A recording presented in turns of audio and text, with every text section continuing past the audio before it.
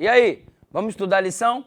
Moçada, esta semana estamos falando sobre o Pentecostes, sobre o Espírito Santo e tem a evidência no capítulo 2 do Sermão de Pedro, toda a manifestação do Espírito Santo e já emenda com o capítulo 3. Enfim, muito bacana a lição dessa semana e o Espírito Santo é uma necessidade que nós temos, tanto quanto o ar que respiramos, tanto quanto o alimento que consumimos, precisamos ter o Espírito Santo todos os dias, porque se não formos direcionados pelo Espírito Santo, seremos indivíduos vazios e dominados pelo pecado, pela nossa própria soberba, egoísmo e etc. E precisamos então termos a direção da vontade do Pai através do seu Espírito agindo em nossa vida. Que o Espírito Santo esteja batendo mais uma vez no seu coração neste dia. E olha só, o Pedro pregou um sermão extraordinário, mas o que fez a diferença não foi simplesmente as palavras do Pedro, mas como o Espírito Santo usou estas palavras para alcançar e suprir a necessidade das pessoas que estavam ali.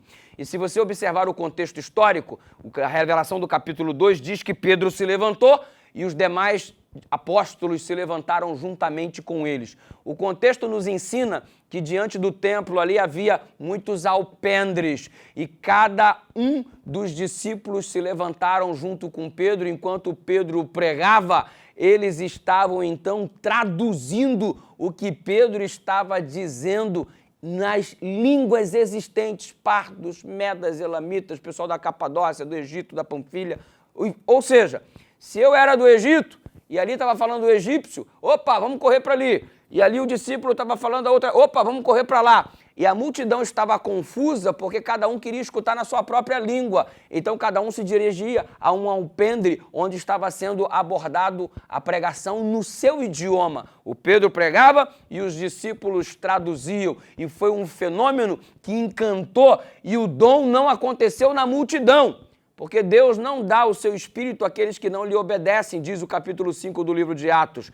Ou seja, o dom estava nos discípulos.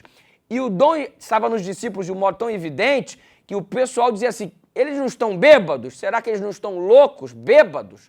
Não. Por que eles estavam espantados, a multidão? Porque o dom não era a multidão compreendendo algo que eles não entendiam, mas era os discípulos falando alguma coisa que eles não sabiam anteriormente. Isso que encantavam.